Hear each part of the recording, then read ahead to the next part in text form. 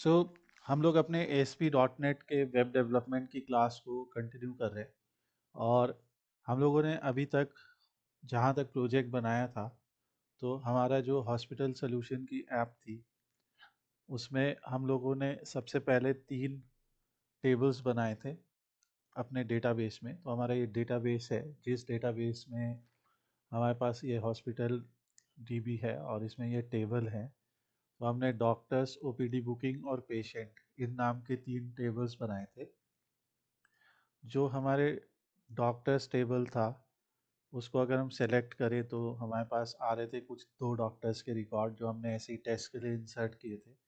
हमारा जो patient table था उसमें हमने कुछ 4-5 रिकॉर्ड्स इंसर्ट किए थे। और हमारा ये OPD बुकिंग टेबल है। कुछ बेसिक रिकॉर्ड्स हमने बस ऐसे ही इंसर्ट कर लिए थे ताकि हम टेस्ट कर सके कि हमारे SQL टेबल्स में रिकॉर्ड सही से जा रहे कि नहीं। इसके बाद आप लोगों को सबसे पहले व्यू वाले कोड सिखाए गए थे, लाइक किसी भी चीज़ को व्यू करना, जैसे view booking, view doctor, view patient, जिसमें हम लोगों ने सिंपल ग्रिड व्यूज़ का इस्तेमाल किया था। हमने सीखा था कि इस तरीके से हम सिंपल ग्रिड व्यू को ड्रैग करके और इसे व्यू कर सकते हैं। अगर हम इस प्रोजेक्ट को रन करते तो हम देखेंगे कि जो डॉक्टर्स के रिकॉर्ड हमें वहाँ पे दिख रहे थे वो सारे रिकॉर्ड हमको यहाँ पे भी दिख रहे हैं।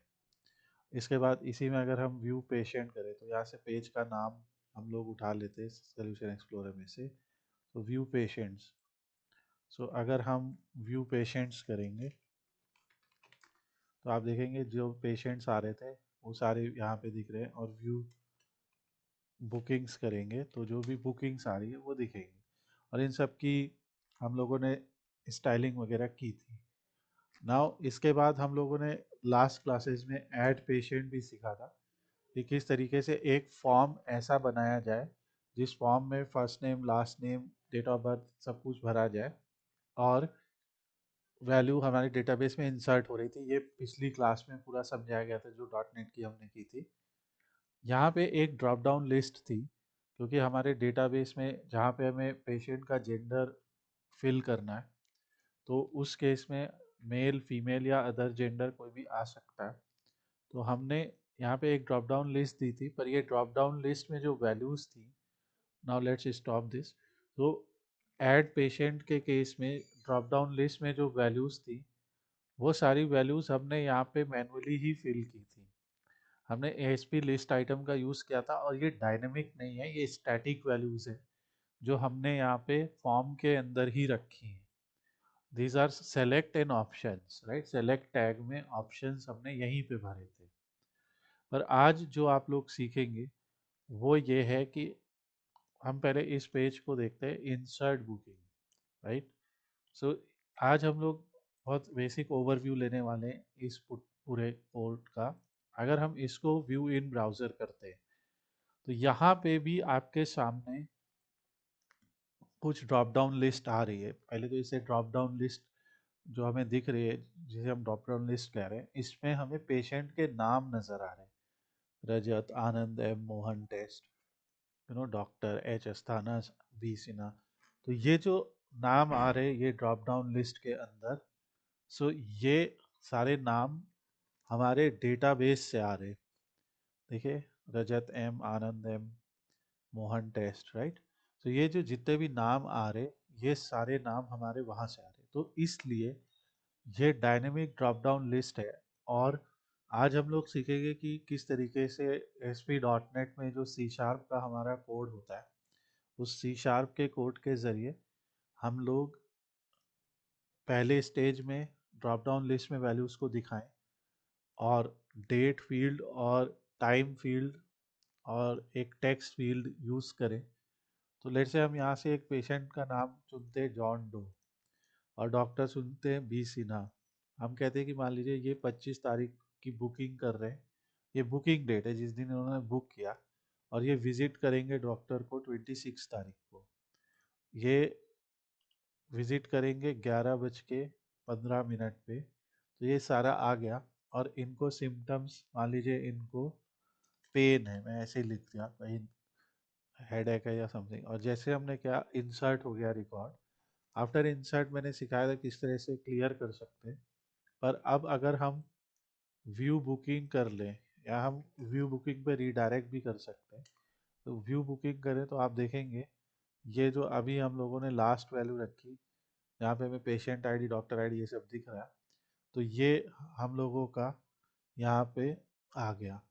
तो ये हमारा सिंपल सा एग्जांपल है।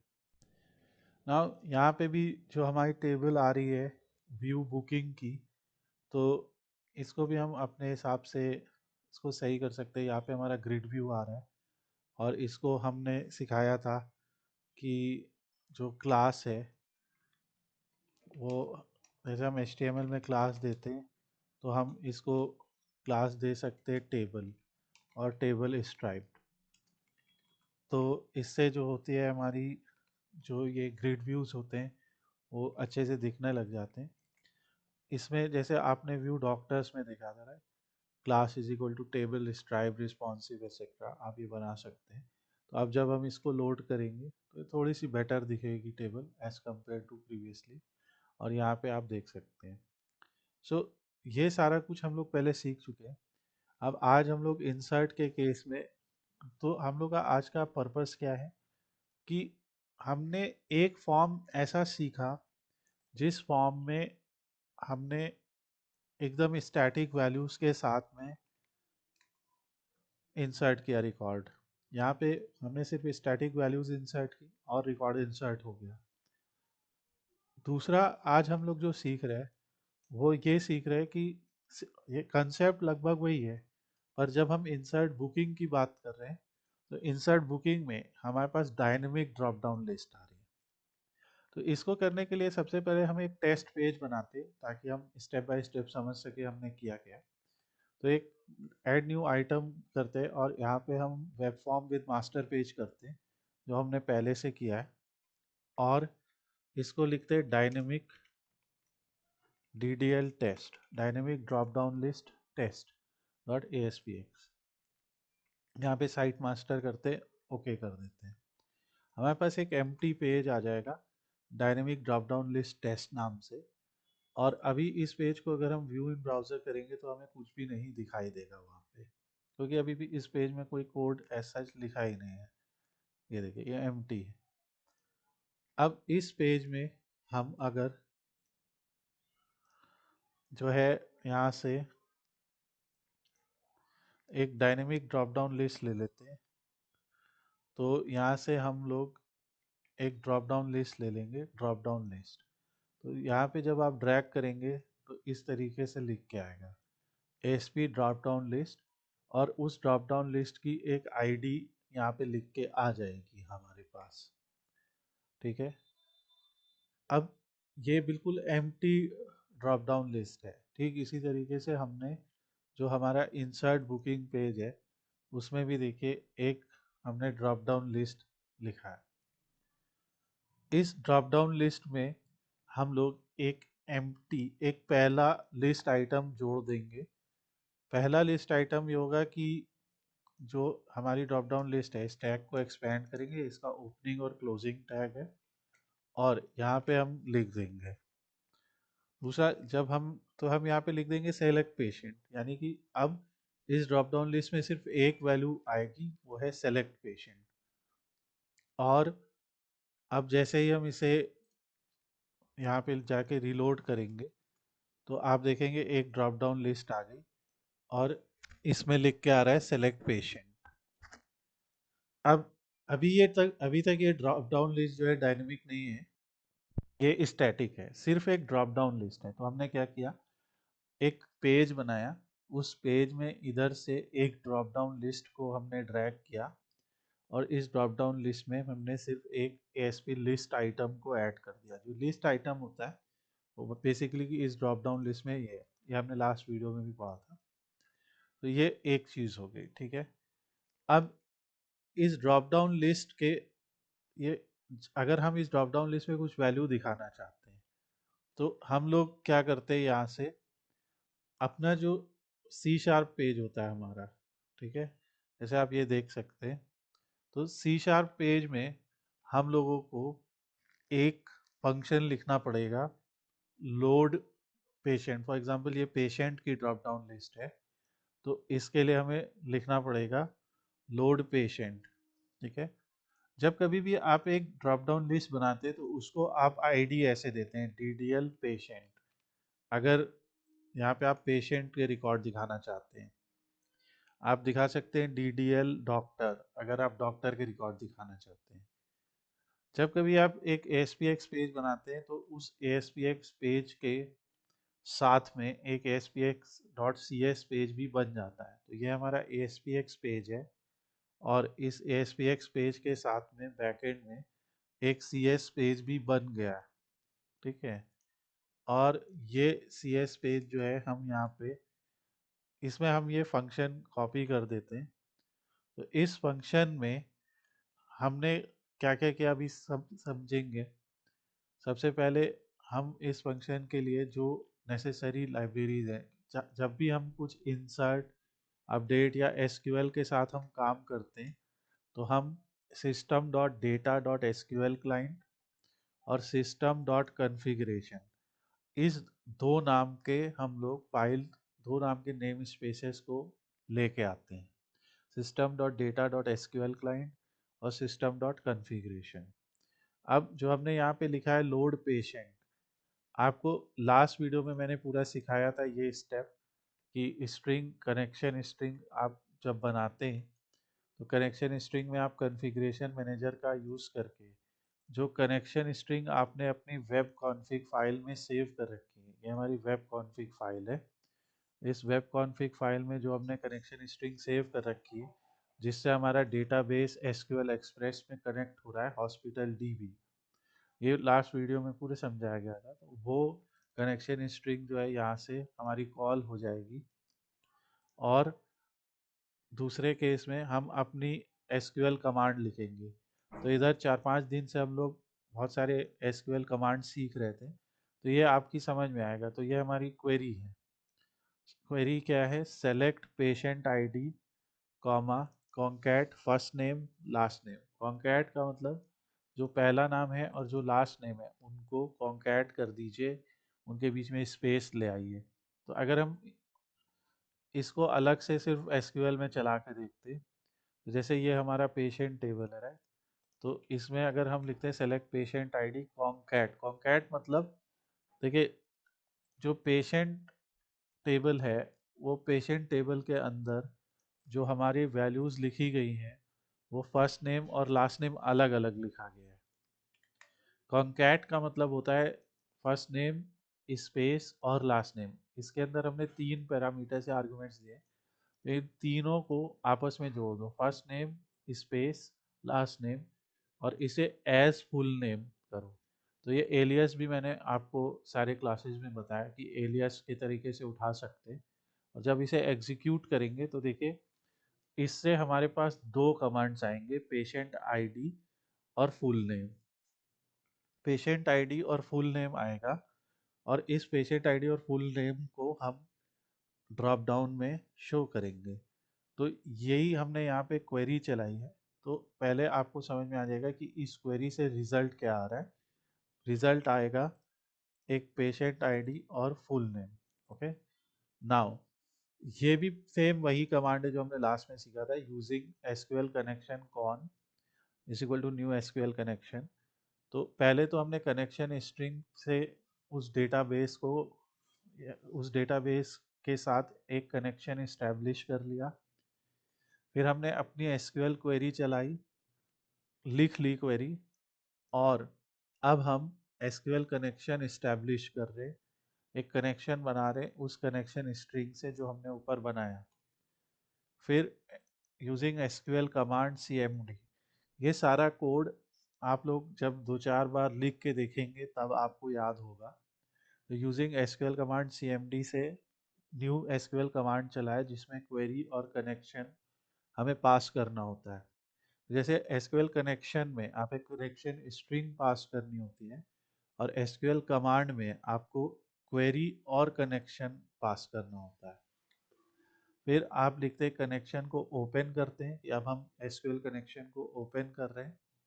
और जब कभी आपको डेटा रीड करना होता है, वेरी इंपॉर्टेंट थिंग है, जब कभी भी आपको डेटा को रीड करना होता है तो आप एसक्यूएल डेटा रीडर लेते हैं।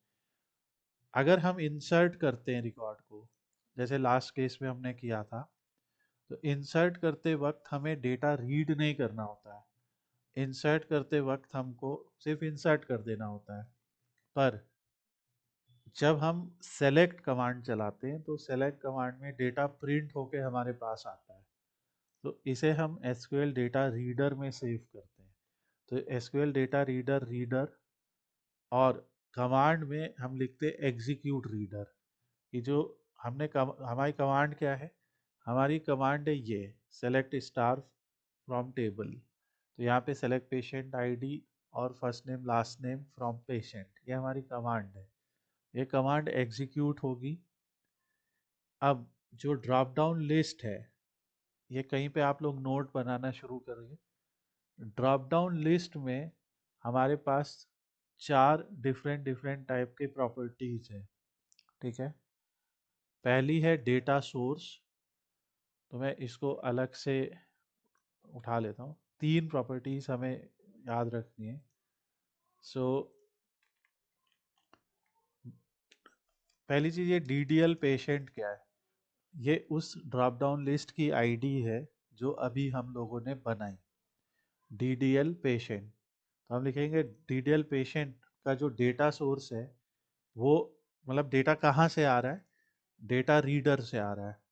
रीडर क्या है, रीडर है जो हमने कमांड लिखी है उसको जो एग्जीक्यूट किया है, एग्जीक्यूट रीडर किया है, वहाँ से रीडर आ रहा है। अब ये कमांड क्या है, कमांड जो है वो हमारी एसक्यूएल कनेक्शन स्ट्रिंग है के साथ में क्वेरी लिख के जो हमने कमांड लिखी है। तो यहाँ से हमारे पास पूरा ये पड़ा, तो कमांड है एसक्यूएल कमांड जो हमने क्वेरी और कनेक्शन स्ट्रिंग के साथ लिखी है। और कनेक्शन स्ट्रिंग क्या है, जो हमने एसक्यूएल कनेक्शन क्लास का यूज़ करके कनेक्शन स्ट्रिंग बनाया। तो ये स्टेप्स हैं, आप जब तक लिखेंगे नहीं इसको 10 बार, तब तक ये आपको याद नहीं होंगे। सो ये एक पूरा प्रोसेस है। जब कभी भी आपको एसक्यूएल में से डेटा फेच करना है तो आपको ये वाला मेथड यूज़ करना पड़ेगा। मैंने आपको पहले भी बताया था, हम लोगों को बेसिक तरह से डेवलपमेंट सीखने के लिए क्रड सीखना है, क्रिएट, रीड, अपडेट और डिलीट। ये क्रड जब हम सीखेंगे तभी हम लोगों को एसक्यूएल और डॉट नेट और ये पूरी एक सॉफ्टवेयर डेवलपमेंट या वेब डेवलपमेंट प्रोग्रामिंग आएगी। तो क्रिएट करने के लिए हमने इंसर्ट सीखा पिछले वीडियो में। रीड करने के लिए सिंपल टैबुलर वे में रीड करने के लिए हम लोगों ने ग्रिड व्यू का तरीका लिया। आज हम लोग रीड करने के लिए रीडर का तरीका ले रहे हैं, एसक्यूएल डेटा रीडर का। ठीक है, तो ये एसक्यूएल डेटा रीडर से आप रीड कर रहे हैं। तो इसमें जो 3 फील्ड हैं वो क्या क्या होंगी। पहली कि टेक्स्ट फील्ड, और इसको समझाने के लिए मुझे थोड़ा सा HTML में जाना पड़ेगा। जब एक ड्रॉप डाउन लिस्ट दिखती है तो ऐसे दिखती है। एक सेलेक्ट टैग होता है HTML में, जो मैंने सिखाया भी था, और सेलेक्ट टैग ओपन और क्लोज होता है ऐसे। सेलेक्ट टैग के अंदर जब आपको ड्रॉप डाउन लिस्ट आइटम दिखाने होते हैं तो ऑप्शन होता है। ठीक है, ये पहला ऑप्शन होता है। जैसे मान लीजिए यहाँ पे नाम हो रहा है मोहन M। दूसरा ऑप्शन दिखाना है तो दूसरा ऑप्शन दिखाना होता है, मान लो यहाँ पे लिख देते हैं सोहन M ऐसे। अब इन ऑप्शन में एक चीज होती है वैल्यू, ये एट्रीब्यूट होता है कि जो यूजर है उसे दिखेगा तो मोहन M, पर जब ये फॉर्म सबमिट होगा, मैं फिर से बोल रहा हूँ, यूजर को दिखेगा तो ये वैल्यू M, पर जब ये फॉर्म सबमिट होगा तो क्या वैल्यू हमें रिट्रीव होगी। जैसे हमने लिख दिया मोहन M की वैल्यू 1 है, ये उसकी आईडी है, और सोहन एम की वैल्यू 2 है। तो हम डेटाबेस में कभी भी, जैसे हम यहाँ पे लिख देते हैं सेलेक्ट स्टार फ्रॉम पेशेंट्स, सो हम डेटाबेस में कभी भी, देखिए पेशेंट की आईडी हमेशा स्टोर कर रहे हैं, पर जब हम लिखेंगे select star from OPD bookings, so OPD booking में हम पेशेंट का नाम वगैरह नहीं लिख रहे, सिर्फ उसकी पेशेंट आईडी लिख रहे हैं। क्यों? हम इसलिए लिख रहे हैं कि अगर हमें जब ज़रूरत होगी, जैसे मान लो हमें बुकिंग में दिखाना है, तो हम लिखेंगे select OPD booking dot booking ID, booking date लिख लेते हैं, मैं सिर्फ 2 रिकॉर्ड उठा के दिखाता हूँ। और हम लिख देंगे कि पेशेंट डॉट फर्स्ट नेम, अभी मैं 2 नेम उठा लेता हूँ, from OPD booking inner join patients on. अब हम ऑन में क्या बताएंगे कि इन दोनों में कॉमन क्या है, तो आप लिखेंगे कि जो ओपीडी बुकिंग में पेशेंट की आईडी है, वही पेशेंट में पेशेंट की आईडी है। ठीक है, ये आ गया। इसको एग्जीक्यूट करेंगे तो आपको एक कॉलम उस टेबल से, एक कॉलम इस टेबल से आ जाएगा। इस तरह से हम कुछ भी उठा सकते हैं, जैसे हमें पेशेंट से पूरी डिटेल उठानी है कि किस पेशेंट ने बुक किया है, तो पेशेंट का स्टार लिख दिया, तो देख रहे हैं कि 2 पेशेंट आईडी, 2 रजत ने 12 तारीख को बुक किया है, आनंद ने 1 तारीख को बुक किया है, मोहन ने 15 तारीख को किया है। तो जब हम दोनों को निकाल सकते, इसीलिए डेटाबेस में जो दूसरा टेबल होता है, उस टेबल में कभी भी हम पूरा पूरा नाम, पूरी पूरी डिटेल नहीं लिख के, बल्कि आईडी लिख लेते हैं। तो यहाँ पे ये फॉरेन की है ना, और वहाँ पे ये प्राइमरी की है। ठीक है, सो यही हो रहा है। तो हम लोगों ने इसी इसी चीज़ को समझने के लिए, क्या होता है कि जब हम सेलेक्ट लेते हैं, यानी ड्रॉप डाउन लिस्ट जो HTML में होता है, तो उसमें वैल्यू हम केवल उसकी आईडी लिखते हैं, मगर जो पब्लिक, अब पब्लिक को देख के जो पब्लिक यूज़र आ रहा है, गेस्ट यूज़र आ रहा है, उसे क्या पता ID 1 किसकी है, ID 2 किसकी है, तो उसे हम कुछ और दिखाते हैं, उसे उसका नाम ही दिखाते हैं। तो इट्स लाइक कि फेच करके दिखाना कुछ और है, पर जब डेटा सबमिट होगा तो वैल्यू रिट्रीव करना कुछ और है। तो यहाँ पे जैसे आप एक उदाहरण देख रहे हैं कि हमारे सामने एक ड्रॉप डाउन लिस्ट है। इस ड्रॉप डाउन लिस्ट पे कंट्रोल यू करते हैं ज़रा, अभी देखना आप,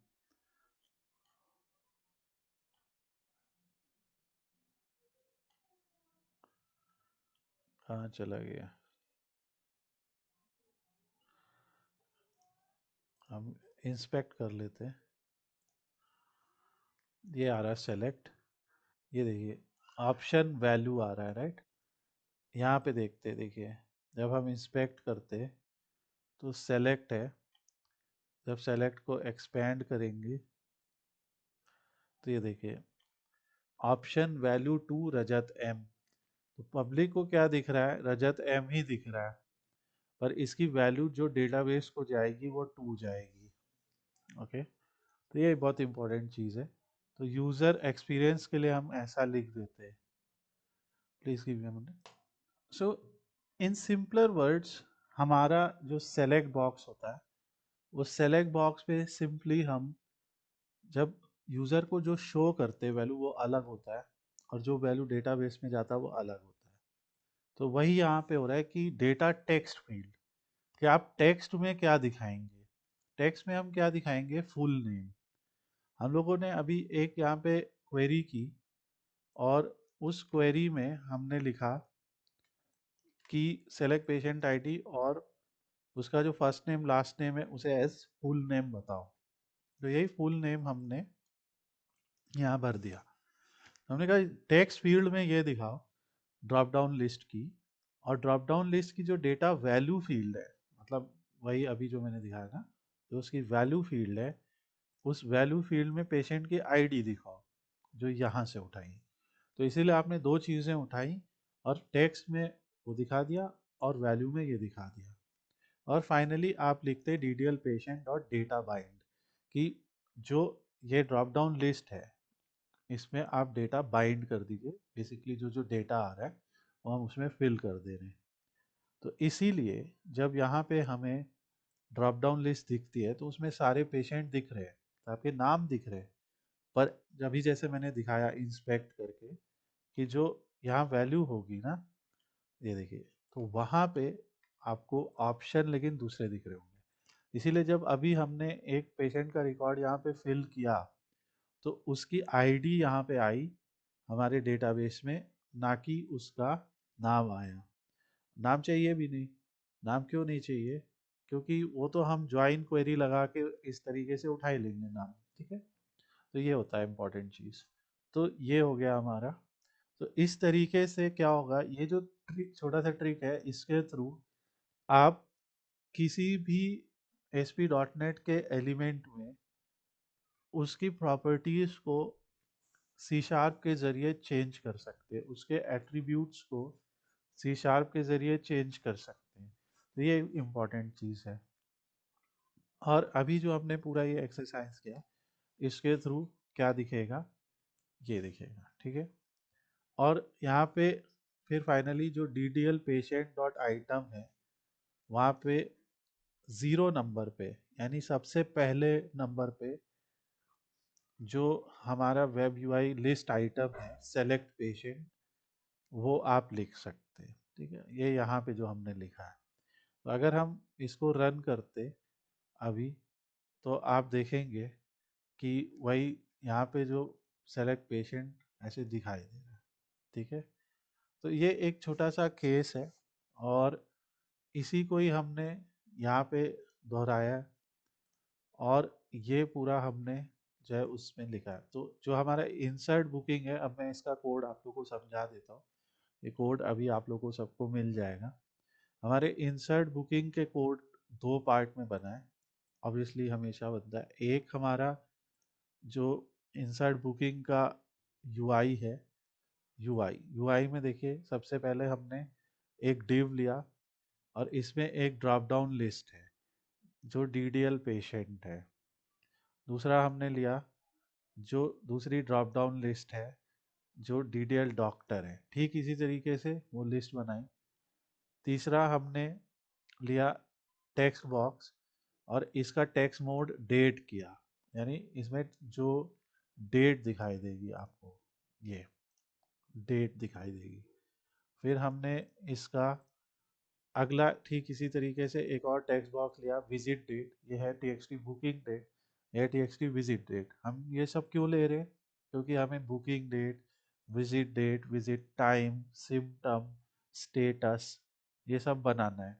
क्रिएटेड ऐड और अपडेटेड ऐड अपने आप SQL सर्वर इंसर्ट करता है। हमें क्या क्या बनाना है? स्टेटस, सिम्टम, विजिट डेट, ये चार, ये जो हमारे पास टोटल 7 आइटम्स हैं, 1 2 3 4 5 6 7, तो हमें ये 7 फील्ड्स अपने फॉर्म में देनी है। बाकी सब ऑटोमेटिकली SQL सर्वर में फिल होगा। तो देखिए 1 2 3 4 5 6, ठीक है। तो हमने यहाँ पे ये दिया हुआ है। एक क्या मिस हो रहा है, लेट्स चेक। स्टेटस मिस हो रहा है। हमने सिम्टम्स तक बना दिया, स्टेटस को भी हम यहाँ पे आगे बना देंगे। सो जैसे हमने ये लिखा है इसी तरीके से स्टेटस भी जोड़ देंगे। बट जो थिंग है कि ये फील्ड्स हमने सारी लिख ली। जो टेक्स्ट बॉक्स होता है उसमें टेक्स्ट मोड को अगर आप टाइम लिख देंगे तो ब्राउज़र में ऐसे टाइम दिखने लगेगा।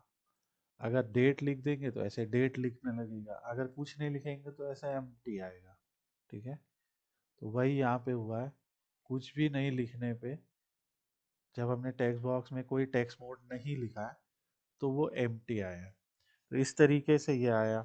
फिर हमने एक बटन सबमिट बनाया कि जब ये बटन सबमिट होगा तो इंसर्ट होगा। तो अब हम पहले तो एक फंक्शन बनाएंगे कि जो ये पेशेंट रिकॉर्ड है इसमें वैल्यू दिखा दीजिए, ठीक है। फिर हम बनाएंगे जो हमारा, मैं पहले क्या करता हूँ बाकी सारे बंद कर देता हूँ क्योंकि ये थोड़ा सा टिपिकल चीज़ है। तो मैं अननेसेसरी सब बंद कर देता हूँ। जिसकी हमें सिर्फ 2 की ज़रूरत है, वो जो आज आप प्रैक्टिस करेंगे सिर्फ वो रखते हैं।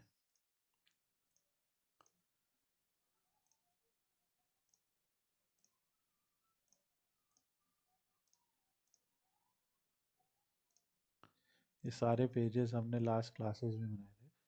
तो अब ये हमारा ये बैक एंड है, ठीक है। बैक एंड में सबसे पहले if not is post back, get a value that indicate whether the page is being rendered for the first time or being loaded in response to a post back। Form का मतलब क्या? Form से data post होता है, ठीक है। तो अगर फॉर्म से डेटा पोस्ट हो रहा है तो तो उसे हम कहेंगे इस पोस्ट बैक, ठीक है। तो ये अभी हमने यहाँ से स्टॉप कर दिया इसलिए वो चला गया। तो फॉर्म से डेटा अगर पोस्ट नहीं हुआ है तो लोड पेशेंट कर दीजिए और लोड डॉक्टर कर दीजिए। अब ये लोड पेशेंट और लोड डॉक्टर क्या है? दो फंक्शंस हैं। तो प्राइवेट वाइड फंक्शंस बनाए, जिसमें वही जो मैंने अभी पूरा आपको समझाया वो लिखा, और कह दिया कि जो डीडीएल पेशेंट में आइटम है उस पर जीरोथ नंबर पे, यानी कि पहले नंबर पे सेलेक्ट पेशेंट लिख दो, ठीक है। फिर दूसरा बना है लोड डॉक्टर। यहाँ पे हमने डॉक्टर आईडी और first name last name from doctor उठाया, ठीक उसी तरीके से जिस तरीके से पेशेंट आईडी उठाई थी ऊपर। और यहाँ पे भी हमने ये कर दिया, दो बनाए। और तीसरा, जब ये बटन क्लिक होगा, बटन की आईडी क्या है? BTN submit. और इसके ऑन क्लिक पे फंक्शन क्या रन करेगा? BTN submit dot click function run करेगा। तो वो BTN submit dot click function कहाँ है? ये। तो तीसरा फंक्शन ये बना है। और इस तीसरे फंक्शन में भी हमने सेम वही चीज़ की। पहले कनेक्शन स्ट्रिंग से कनेक्शन स्ट्रिंग बनाई, जिस तरह से लास्ट वीडियो में हमने इंसर्ट पेशेंट किया था, इस तरह से यहाँ पे इंसर्ट ओपीडी बुकिंग किया, जिसमें पेशेंट आईडी जो हमारे पास डीडीएल पेशेंट की सेलेक्टेड वैल्यू है। तो जब कभी भी आप ड्रॉप डाउन लिस्ट के साथ डील कर रहे हैं, तो एक और इम्पॉर्टेंट बात, ये तो आपने रख दी कि उसकी वैल्यू दिखानी क्या है। यहाँ पे जो हमने किया, टू शो वैल्यू। और अगर ये एक बार में नहीं समझ में आ रहा है तो हम लोग एक और क्लास कर लेंगे इसी टॉपिक पे। तो क्योंकि ये थोड़ा सा ओवरवेलमिंग हो सकता है, पहली बार में बहुत सारे ऑप्शंस दिख रहे हैं। पर आप लोग को ये मैं कोड दूंगा तो आप एटलीस्ट ट्राई करें। अगर गलती होती भी है तो करिए गलती, कोई इशू नहीं है। पर कहाँ पे आपको क्या एरर आ रहा है वो भी दिखाइए। तो पहले आपको ये समझना पड़ेगा कि वो डेटा को शो करने के लिए ये पर्टिकुलर फील्ड यूज होती है, ठीक है। पर इस जो वैल्यू ये तो शो हो रही है ना, टू रिट्रीव वैल्यू या टू फैच वैल्यू क्या होगा? जैसे अगर टेक्स्ट बॉक्स है, अगर एक टेक्स्ट बॉक्स से वैल्यू आ रही है तो कैसे लिखते हैं? जैसे मान लो उस टेक्स्ट बॉक्स का नाम है T X T F name, तो कैसे लिखते हैं? T X T F name dot text. इस तरीके से टेक्स्ट बॉक्स की वैल्यू आ जाती है, ठीक है। तो ऐसे ही यहाँ पे देखिए हमारे पास बहुत सारे टेक्स्ट बॉक्सेस हैं। ये देखिए T X T booking date dot text, तो बुकिंग डेट इससे टेक्स्ट से आ जाएगी टी एक्स टी। ये क्यों? क्योंकि ये सब टेक्स्ट हैं। इन सब के ये सब एएसपी टेक्स्ट बॉक्स हैं, टेक्स्ट बॉक्स। पर दो हमारे पास ड्रॉप डाउन लिस्ट है। एक ड्रॉप डाउन लिस्ट ये, एक में पेशेंट आता है, एक में डॉक्टर का नाम आता है। तो उसके लिए जो फैच करने का होता है पैरामीटर, वो होता है सेलेक्टेड वैल्यू, ठीक है, जो फील्ड है। तो अगर ये कहीं पे चाहे इसका स्क्रीनशॉट ले लो, चाहे नोट बना लो, जो डीडीएल होता है ड्रॉप डाउन लिस्ट, तो उसको लिखते हैं जैसे DDL patient dot selected value. अच्छा, अगर हम सेलेक्टेड टेक्स्ट लिख देंगे ना, ये हो गया सेलेक्टेड वैल्यू। अगर हम लिख देंगे सेलेक्टेड टेक्स्ट, तो सेलेक्टेड टेक्स्ट का क्या मतलब होगा कि जो उसमें दिख रही है वो चीज़। अगर सेलेक्टेड टेक्स्ट लिख देंगे तो मोहन एम ये आ जाएगा, और सेलेक्टेड वैल्यू लिख देंगे तो आ जाएगा जो उसका वैल्यू है। पर अभी हमने बताया कि डेटाबेस में तो भैया हम वैल्यू ही स्टोर कर रहे हैं। तो इंसर्ट कमांड कैसे लिखते हैं, मैं इंसर्ट कमांड लिख के भी दिखाता हूँ आपको। अगर इसी का लिखना है तो हम कैसे लिखेंगे, इंसर्ट इनटू ओपीडी बुकिंग्स। क्या क्या इंसर्ट करना है, पेशेंट आईडी, ठीक है, फिर क्या बुक करना है, डॉक्टर आईडी, फिर क्या बुक करना है, बुकिंग डेट, फिर मैं मान लो इतनी चीज़ करनी, मैं उदाहरण बता रहा हूँ। तो इनकी फिर हम वैल्यूज़ लिखेंगे ना कि भाई ये जो 3 चीज़ें इंसर्ट करनी है इनकी वैल्यूज़ कहाँ है। तो वैल्यू आपने कह दिया एट पेशेंट आईडी की वैल्यू एट पेशेंट आईडी में है, डॉक्टर आईडी की वैल्यू एट डॉक्टर आईडी में है। एक पैरामीटर बता रहे हैं उसको। और बुकिंग डेट की वैल्यू एट बुकिंग डेट में है। तो एक वेरिएबल सा है ये। तो ये इसको पता चल गया, अच्छा यहाँ से वैल्यू उठानी है। और फिर आपने ये देखिए ऐड पेशेंट आईडी, तो यहाँ कह दिया कि parameter add with this value. तो हमने कह दिया कमांड सुनो, जो पैरामीटर है उसमें इस वैल्यू के साथ डीडीएल पेशेंट की सेलेक्टेड वैल्यू लिख दो इसकी जगह, इस वैल्यू के साथ डीडीएल डॉक्टर की सेलेक्टेड वैल्यू लिख दो एंड सो ऑन। हम ऐसा भी कर सकते, जैसे हमने यहाँ पे लिखा तो हम सीधे भी लिख दे ऐसे कि जो ड्रॉप डाउन लिस्ट में सेलेक्टेड वैल्यू है वो लिख दो। पर इसको करने के लिए क्योंकि ये वेरिएबल है, पहले ऐसे ब्रेक करना पड़ेगा, फिर कॉन्कैटिनेट करना पड़ेगा, फिर ऐसे कॉन्कैटिनेट करके आगे का कमांड ऐसे लिखना पड़ेगा। तो ये थोड़ा सा और टिपिकल हो जाएगा और क्वेरी बहुत हौच पौच हो जाएगी। इसलिए पहले हम क्या कर लेते, ऐसे ऐड पेशेंट आईडी, जो जो ऊपर लिखा है बस वही वही ऐड में लगाओ। देखो पेशेंट आईडी लिखा तो वैल्यू में ऐड में पेशेंट आईडी, डॉक्टर आईडी तो ऐड में ये, बुकिंग डेट तो ऐड में बुकिंग डेट, विजिट डेट तो ऐड में visit date and so on. जितनी भी चीज़ें हम ऊपर फिल कर रहे हैं वो सारे ऐड में कर रहे हैं। क्रिएटेड ऐड और अपडेटेड ऐड में हम लोग सीक्वल का एक फंक्शन लिख रहे हैं गेट डेट। सीक्वल का जो ये फंक्शन होता है गेट डेट, इसका मतलब क्या होता है, अगर हम कहें भैया सेलेक्ट गेट डेट, तो ऐसे करेगा और बता देगा कि आज 24/1/2025 है, 19:51 38 सेकेंड .060 जो भी नैनो सेकेंड हो रहा है। तो वो गेट डेट फंक्शन है, तो उसमें अपने आप ही वो वैल्यू है, तो इसको हम यूज़र से क्यों भर पाएँ। तो ये सर्वर से अपने आप ही सर्वर की डेट उठा लेगा। सर्वर जिस कंप्यूटर पे रन कर रहा है, मेरा कंप्यूटर इस समय सर्वर है, तो उसकी डेट उठा ले रहा है। तो ये सारी वैल्यू हो गई।